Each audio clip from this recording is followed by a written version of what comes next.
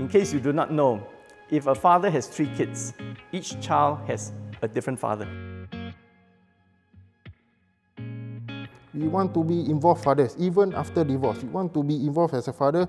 You want them to grow up in the best environment as possible, even post-divorce.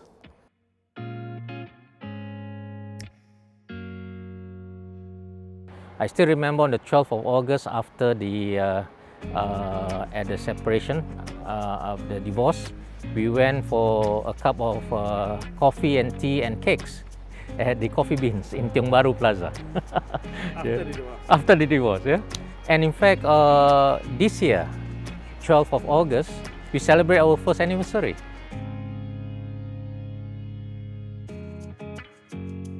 Sometimes as men, we have this tendency to go quiet for some time and we feel good about it, but the problem is not resolved. The problem will become worse.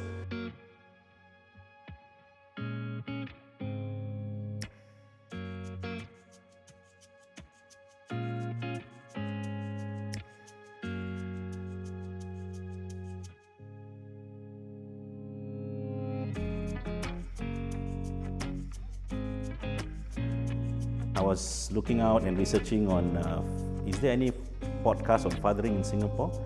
There's practically none.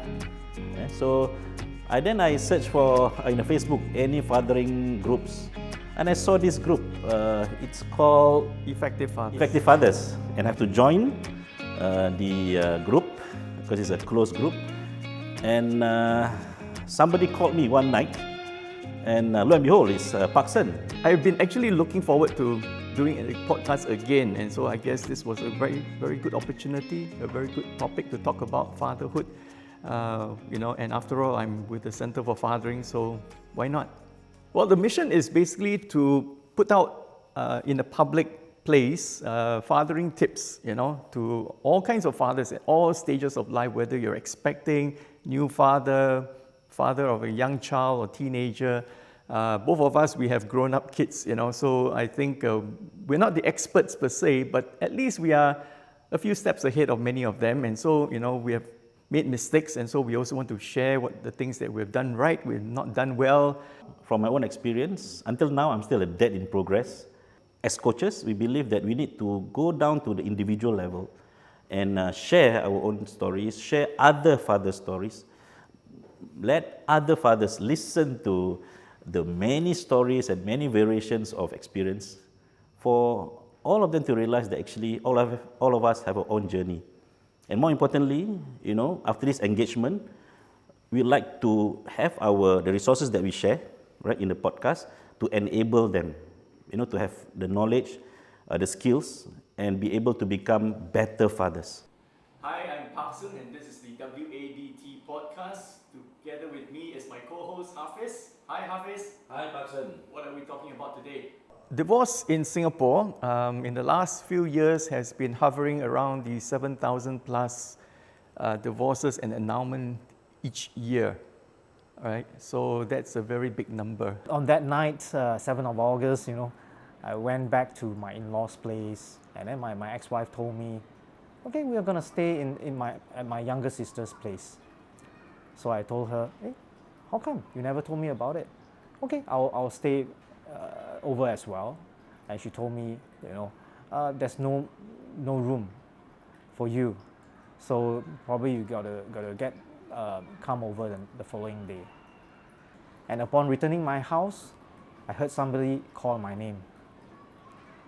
And upon answering that door, I realized that there was a courier sending me this writ of divorce.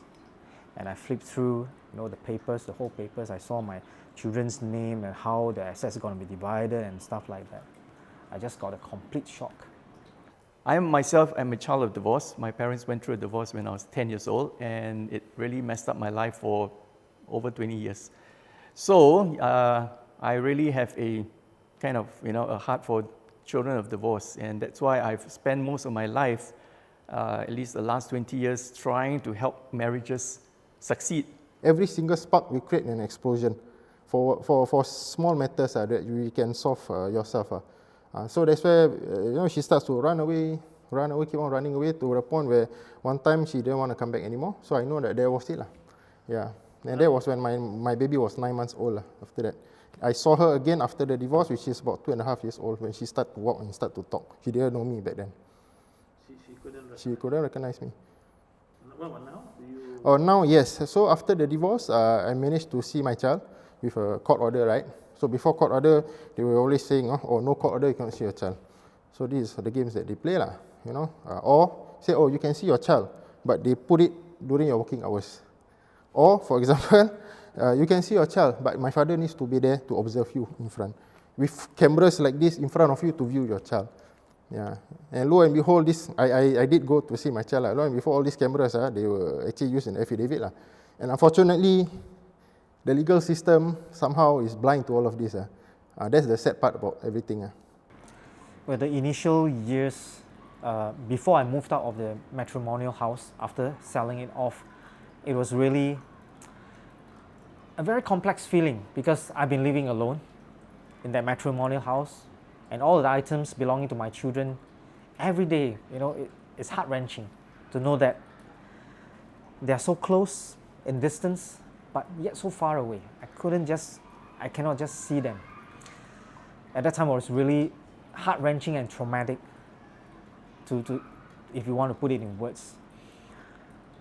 And to feel the void of not been able to see my children, I went to become a volunteer, a befriender of children whose parents are in jail.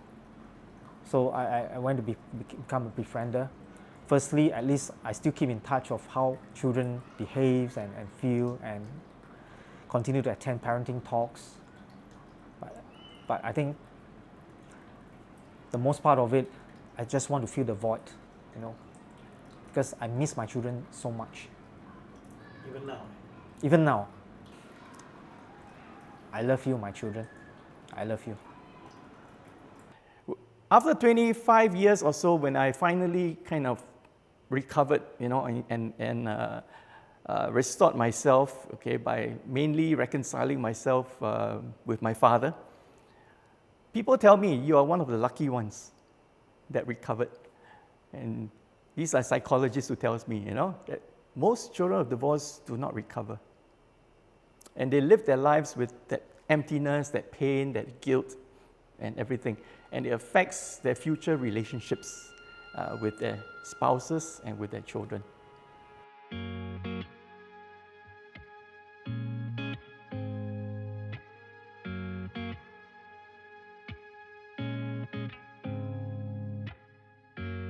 I moved into my mom's place on the 1st of August, 12 days before the divorce. My kids helped me with the things and all that. Yeah, I mean, I feel kind of sad with a family, with a house, family of 7 of us and a house, to just staying alone in one room in my mom's house. Yeah, I feel a sense of loss, a sense of, you know, if I could turn back the clock and do things differently, I would, to save it. But now that I'm on the other side of the fence, well, I have to make full use of it.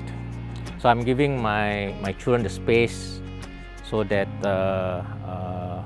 I will hopefully one day they will forgive me for what I've done to them in terms of being disciplinarian and all. But whatever I do or what I did is for their own good. Yeah. And also I seek forgiveness to my ex-wife too, you know, things that I did not see at that time. But after the fact that I reflect back, flashback and all that, then I begin to learn, you know. So this is something like I see a lesson from Allah, Hard Knock University. You know, when people give you a book you don't read, but you must kena then. So that's what happened to me. And now it's my duty to help others who are in the same position as me. Yeah. So would you say she's your good friend today? Yeah. I mean, we try to go out exercise, walking exercise every week. Yeah, together. Yeah, together. I mean, different routes that we never think of doing it when we are together. It's always after the fact, isn't it? So do you foresee a reunion? I'm not sure. I don't know. Are you hoping to it? I leave it to Allah. So we are still best of friends. In fact, we wrote a book together. We only be able to write it after the divorce. Yeah, and then the title of the book, "Screw It, I Want My Life Back." I had this conception, all right? The father, brings the dough, the mother nurture the child, and it's a wrong conception. And I realized that many people still still the same, still think the same. Today, I would maybe say we are already moving into fatherhood 2.0. Okay, so fatherhood 1.0 is the traditional father who is either not around, or even when he's around, he is emotionally disengaged. Right? He's the silent, stoic, unemotional. His three roles are basically provider, protector, and punisher. Okay? Yeah. So that's fatherhood 1.0. But I think today most fathers are already doing what I would call fatherhood 2.0, the involved father. To be fair to the child, no child would ever want to be in a family with just one parent. So, to all the super women out there, I'm proud of you as single moms. Given the different circumstances that you may face,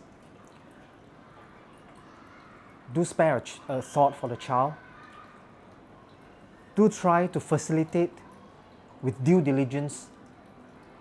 Give chance to the child to be able to develop as well a relationship with the other parent, because that is very important.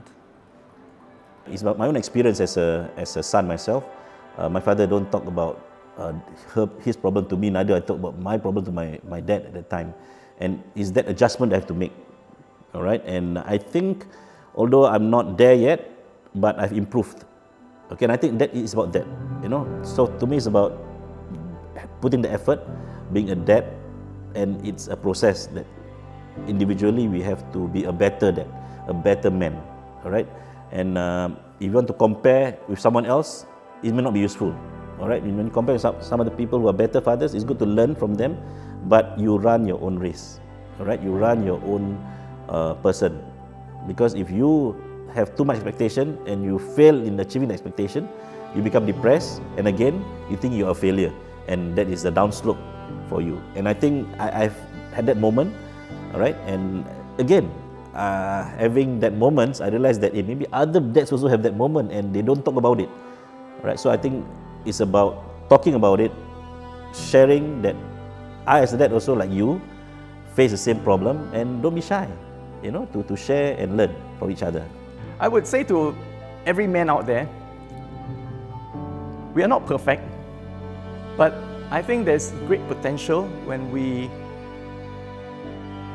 are willing to open ourselves up to a group of other men so that we can help each other become better. I think our wives will really deserve, in fact, I would say they deserve a better version of us, and we want to give a better version to our wives as well as to our children. And sometimes I think we are under this pressure, whether it's from society or even from ourselves, that we have to be perfect. We have to know everything. We don't have to, all right? And being a husband and a father is part and parcel of our personal growth and development process. So if we see it that way, there's nothing wrong in attending a workshop. There's nothing wrong in having a mentor, whether in marriage or in fathering, okay? And there's nothing wrong in even paying a visit to a counselor in order to make ourselves a better person.